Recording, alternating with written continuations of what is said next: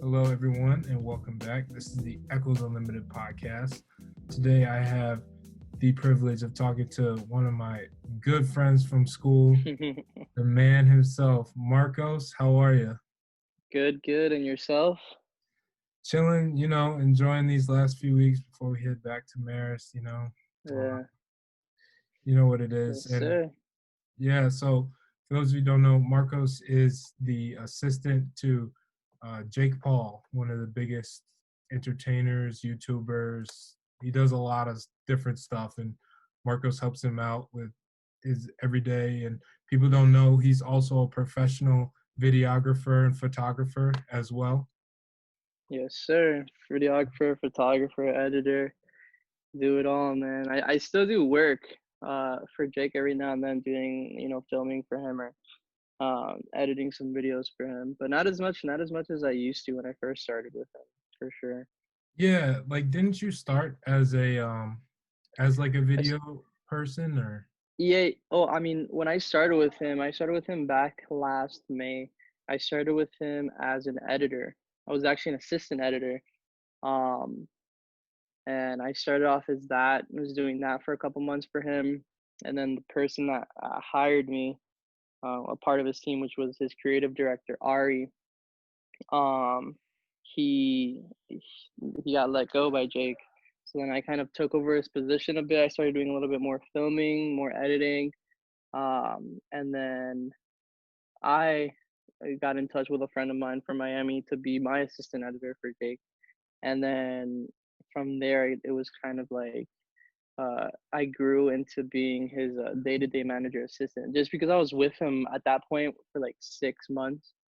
So he was looking for an assistant day-to-day because something happened with his old one, like his previous one. It was like he was starting to move on to like a family job. So right? then he hired this lady. Things didn't work out with her. She was on a trial for like a month. Things didn't work out with her. So then he ended up asking me if I was interested in that position. He thought I'd kill it, and also he liked the fact that I was able to pick up a camera when needed or edit something when needed. Right. So I took over that position, and I've been his day-to-day slash assistant since like November, the beginning of November, all the way up until now. Wow. Yeah, And we're gonna get into a little bit more about like what you do every day and yeah, the of course. stuff you've experienced and all that. But first, Oh man, yeah, first I want to talk a little bit about your past. yeah. Uh, what name? Just go ahead. Name drop some of the companies and people you've worked with. Just leading up Uh, to this opportunity. so while in college, I was working with like Nike, Adidas. In high school, I was working with like Gatorade. I've worked with Jarvis Landry. I've worked with OBJ. I've worked with Keenan Allen, Antonio Brown. Uh, I've worked with a ton of different athletes, mostly football players, but a ton of different athletes. Um, up until until when I started working for Duke, I was filming at the Pro Bowl. My sophomore year of high school, I mean of college, I was working at the Pro Bowl that February, and then a couple months later, I landed this little nice gig with Jake. But yeah, those are just a few companies that I've worked with, a few athletes that I've had the pleasure of working with as well that I've become friends with over the last couple years. Um, but yeah, that's basically just to name a few. Right. Right. And Yeah. how did you get involved with camera and video editing and doing all this stuff? So as dumb as it sounds, it actually started my sophomore year of high school. It was I saw a Jay Alvarez video. He's an influencer on like a internet influencer on Instagram and stuff, and he had this girlfriend named Alexis Run, and he used to make like travel videos. And saw one of his travel videos, and I thought to myself like, this is awesome. Like the lifestyle he has, like uh, it's dope. Also, the videos he was making at the time, this was like 2015, was crazy. I was like, what? This is insane. I just thought to myself, I could do this. So I went ahead, bought myself a GoPro, started filming on a GoPro, realized that I could start making videos like that, those travel videos. Yeah. So I started learning how to edit a little bit, and then I got myself a real camera, started taking some pictures, learning more about photography. Started filming more, and then I started getting more into editing. Started filming just random stuff, putting together little videos. Started filming my high school football team. Started making videos for them. Then I started working with a guy named Luke Blosser, who was filming like high school football, and I worked with him for a bit. And then he proposed to me an opportunity that he passed up on, which was working for CBS Sports, filming like high school football games. I started doing that, editing that, and then I met two guys, Chris and Ale, which basically helped me grow into the person I am today in like the film world and photography world. They kind of like took me under their wing. I started like filming with them, going to like Nike stuff with them. They taught me how to edit more, how to different things to film, like different angles, and just storytelling behind videos. They Chris taught me how to edit pictures, how to really take pictures. Um, and that was basically that's what really put me on was them, because I started doing Nike stuff with them, which led into Adidas stuff, which led into like Battle Sports, which is like a football gear company stuff, Gatorade stuff, and just like mostly everything was through them. But ever since that, really, it just grew my passion for it, and I just started doing it more and more and more and more and more until I got to where it was, building all those connections and relations. Absolutely. And so I find it like that's crazy. You were about what, 15 years old when you first picked up the Yeah, camera? yeah. I just turned 15. I got my GoPro literally my 15th birthday. That was literally it. Yeah, that was my 15th birthday present right there. It was the GoPro. That's crazy, bro. Like Yeah, you think about people who do stuff for a lifetime. Here you are in just 6 years. You just turned 21 a couple weeks ago, right? yeah, yeah, Yeah, in just yeah, 6 years, you're already, working with all these companies, big time YouTubers, and yeah. it's It's impressive. crazy. Yeah, And it's like a lot of people look at it and they're like, oh well, like it was just like perfect time,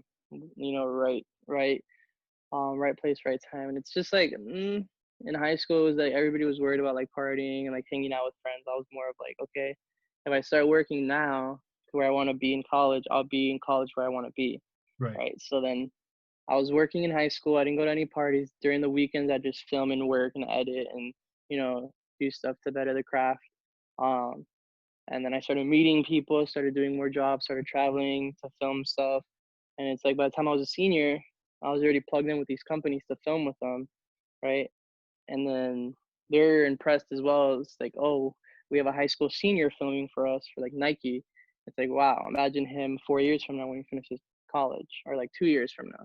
Right. It's like what he could learn from the professionals that we have. So it was like I sacrificed a lot in high school, right, and a bit in college to get to where I am, just because I know that's what I wanted to do, and like a party versus like hanging out with like Jarvis Landry or like Yeah. Antonio Brown or like the Pro Bowl is like doesn't even compare. Like a Right. party's over there, always there, but that opportunity to film at the Pro Bowl and meet all these athletes is like that's a once in a lifetime thing, especially when when you're there to make connections, when you're there to like showcase that you're a young kid and you have all this talent and you have all this like you know, all these well-known people around you. It's like you could like I took pictures of just like random athletes at the Pro Bowl Mhm. and showed them to Jarvis like, oh, I'm gonna hit you up. I'm gonna plug you up with Keenan Allen.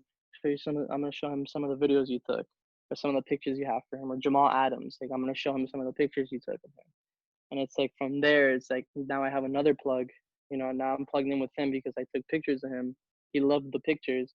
And it's like now he wants to do work with me because of the pictures that he saw. And it's like he also sees that I'm a young kid too, so it's like that's where I really sacrificed was to put myself in a position where it's like I'm doing what I want to do and I'm gaining a lot from it. Absolutely. Yeah, and we'll talk a little bit later about the importance of networking, but like you just Yeah, alluded to, like networking is literally how you are where you are today and exactly. how important that is to your craft and to anyone's craft pretty much. Exactly. Even now.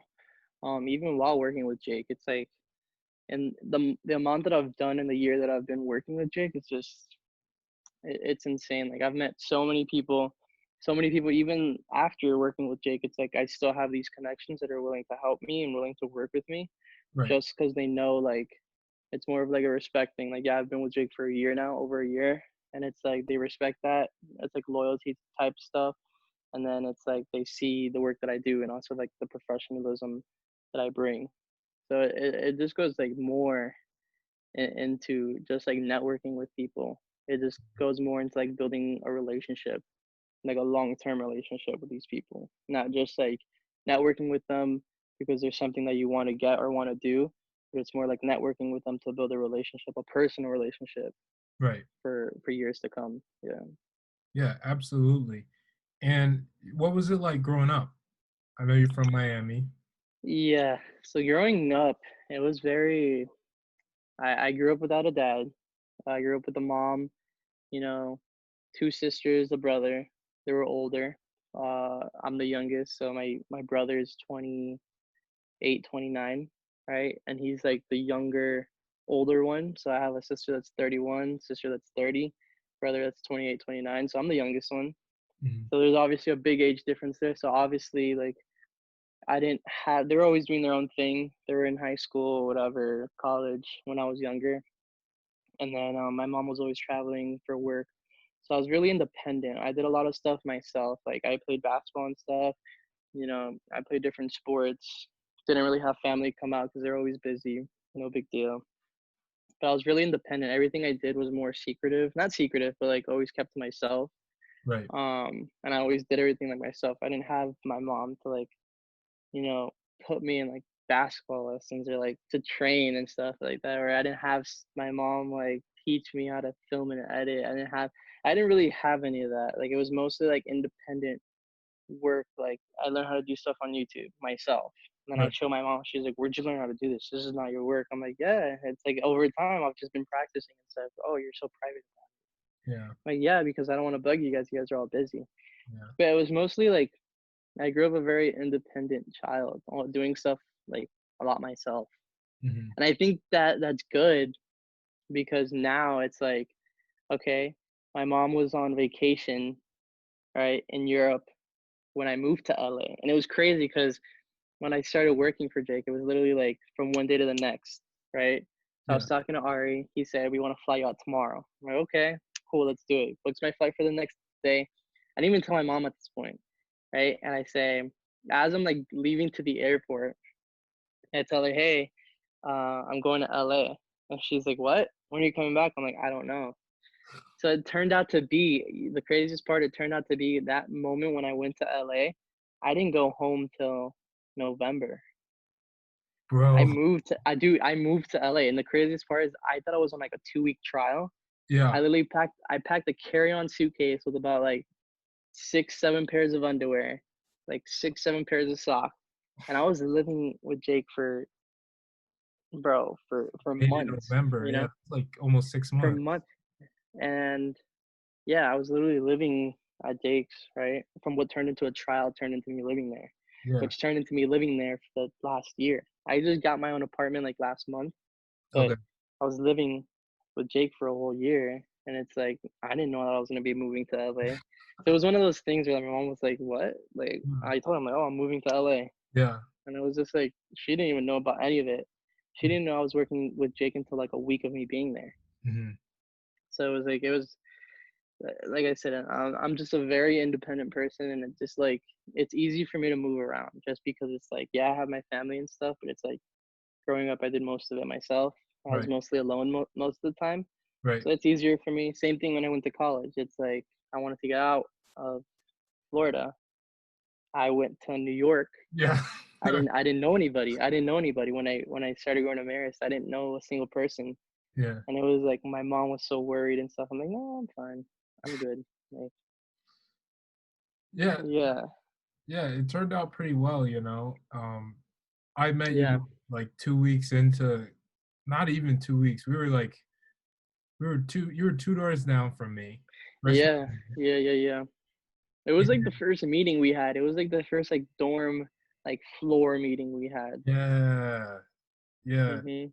I'm like, who's this little dude with like the I would always walk by your room and I was like, this dude has like the most organized setup I've ever seen. Like, I'm like, this is my type of dude. And then we started hanging out and I Yeah. was like, oh, this is a good dude, We man. started, yeah, we started hooping. We started hanging out. It was all that. Cause I remember our floor was all messy, dude. It Yeah, was all full of dudes that were messy. All full of dudes that go to the bar every weekend. yeah. It was, yeah, Crazy. Like we were the only two dudes that would like stay in on a Friday and just hang out. yeah, Mm. yeah. I do like I was filming for the football team at the time, so I'd just stay in, get those video edited for game day Saturdays. Right. You know, so I get those pictures edited, I get those videos edited, all that. So I do Yeah, remember that. yeah, that's crazy. So you talked a little bit about like growing up and what you did in middle school and high school. You said you played a lot of sports. Like, what else did you do? Yeah, You played sports. You what else yeah. were I you? was in A lot of people don't know this, but I was actually like a thespian. I did a lot of acting too from Oh like no sixth way! grade. Yeah, yeah, Oh my! yeah. I was in, bro. I was in plays from like sixth, seventh, and eighth grade. I was in those skits. I was a thespian, so I would travel Yeah. for like acting competitions for my school. I was in like their troupe, their thespian troupe. Um, but yeah, I did all of that, man. I did all of that. That's crazy. I It did not was it know was it was up until my junior year of high school that I was doing that. that. Hmm. The last play I was in was my junior year of high school, man. Damn. I was in all of that Broadway singing stuff, Right. bro. Do you think you'll ever get back into that? Like do any YouTube Nah, or whatever? nah. A lot of people ask me like you should do a channel, and I'm like, nah, nah. I like to keep myself not on that like that. Like that We were type talking, of yeah, we were talking, uh, like a couple months ago about like doing a YouTube channel, like what it's like to be like Jake's assistant, because Logan's assistant has a YouTube channel, right? And Oh, she's really? busting out like 100,000 subscribers Oh, damn. for like her day to day life, and Yeah. I'm like, what? Like it's not even crazy. Like she just basically like feeds his animals, Yeah. runs errands, and just like chills at the house. I'm like, dude, what? Like I can't imagine what this type of stuff you could put into like Yeah. Marcos vlog. So yeah, there's been like talks about that. I don't know about do that, to be honest. Yeah. So Yeah. I mean, you should do it if you really, really want to, you know? I don't know. We'll see, but right now, from what it looks like, I don't have time to be doing that. Right. Right. Yeah. So let's talk about your experience at Marist College. Yeah, How you spent what, a it year was and two like a years. semester? It was 2 semesters? Yeah, it was like a year and a semester, and then my Yeah. second semester of my second year, I You did switched online, online. right? Yeah. Yeah. Um, I want to say freshman year was fun. It was cool. I met a lot of people. It was fun, you know. But then like after that first year of just going to the bars every weekend, you know, going to all these parties every weekend and just doing the same thing over and over again, it's like, bro, it gets repetitive. And it's by the second year, it's like, okay, Yeah. like here we go again, same thing, same parties, same people, same bars, Yep. you know, same people are going out. It's all Mhm. the same stuff. And at that point, I just wanted to really focus more on like, and at the time I had a girlfriend, so that really occupied a lot of my time. True. Um, but I just wanted to fun. I was traveling more. I was doing more stuff with like Nike, Adidas, Gatorade. I was traveling more. And I just really wanted to focus on that. So the alternative to me being on campus and traveling every single weekend was me just doing online classes Yeah. because it was so much easier. I'd be on campus. Um, you know, I'd come back Monday or Tuesday morning. So I didn't have classes on Monday. So I'd come back like Tuesday morning, straight to class, right? Tuesday, Wednesday, I'd have classes. Thursday, I'd sometimes leave, right? To Right. go like to shoot some event for battle or shoot some event for Nike. Either I'd leave Thursday or Friday, and it's the same thing. I'd be gone Saturday, Sunday, Monday. I'd come back either Tuesday morning, early morning, or Monday night. And it was just like after doing that consecutively for 5, 6, 7, 8, 9 weeks, Yeah. it's like wow, that just puts a toll on you because you're just constantly moving. It's like yeah, I have schoolwork, now I have to prep because I have to edit this stuff. I have to go to class. Now I got to do laundry and repack again. Now I have to take, you know, I have to take the train to Grand Central. Trains the You work. know, I had to go take hour and a half train ride to Grand Central.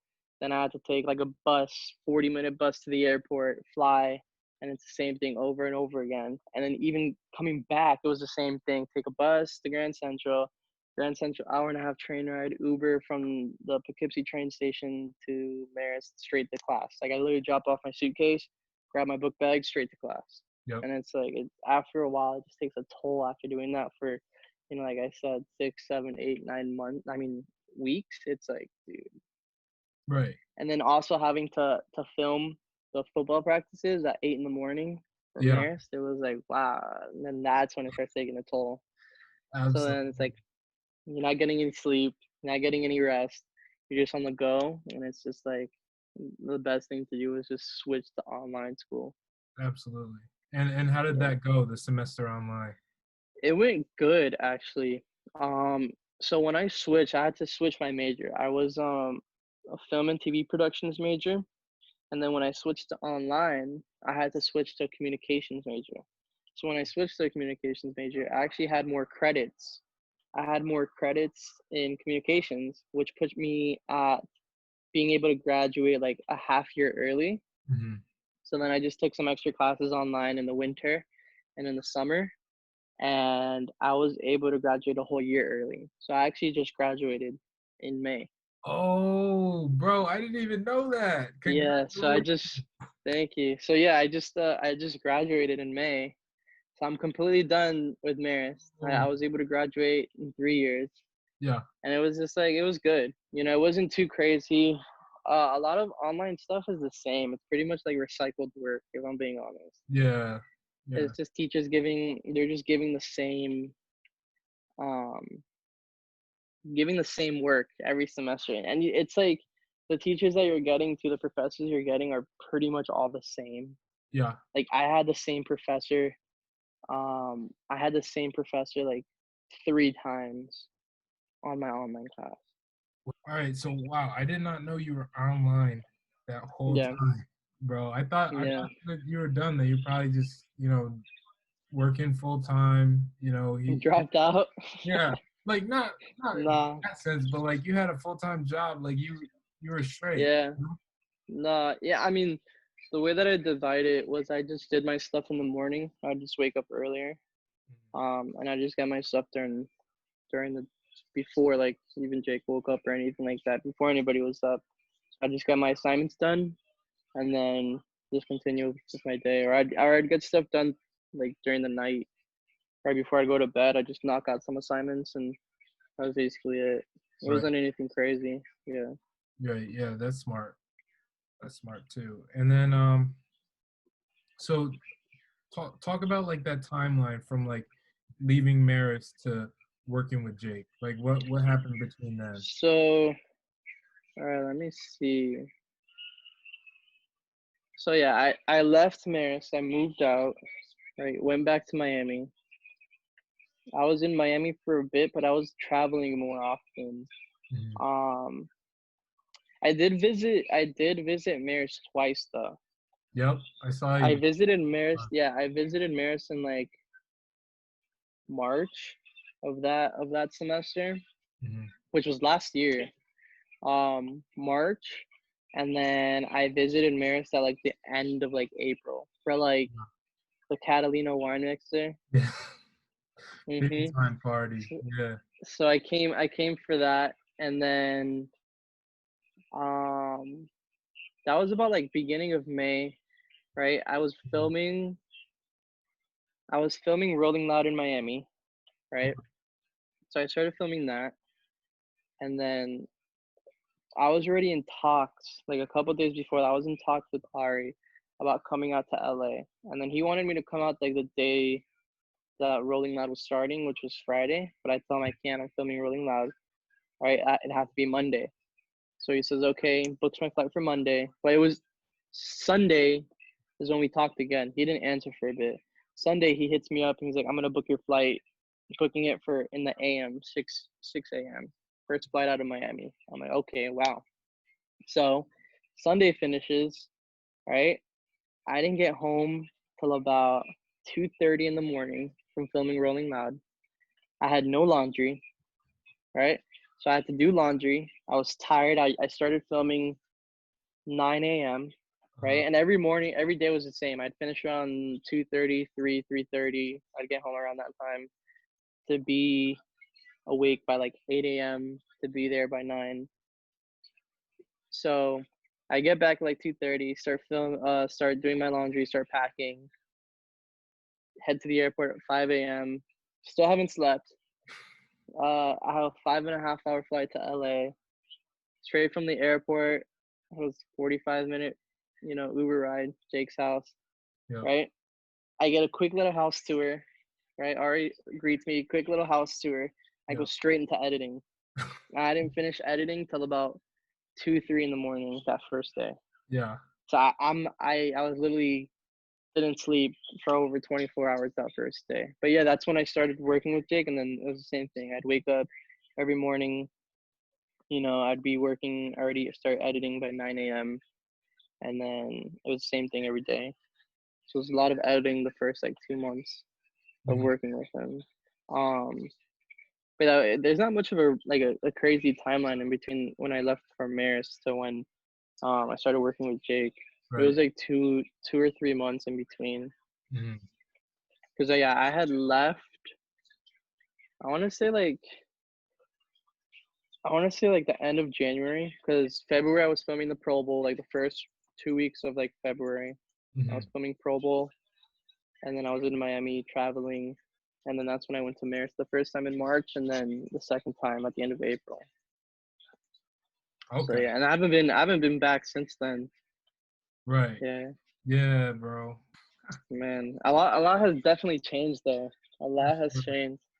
For sure. Yeah, I mean, I wouldn't suggest visiting anytime soon because this whole upcoming semester is probably not going to be fun, like as usual. But senior week, man, if you could make it down here for senior, I'm with it. The class you came in with, oh man, bro, I'm with it. I'm with it for bar crawl, house crawl. I'm with it all. Right. Absolutely, bro. It would be awesome to have you come back. But dude, thank you so much.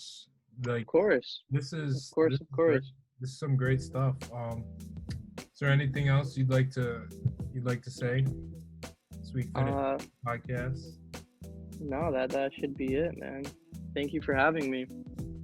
Hey, of course. Thank you so much for coming on.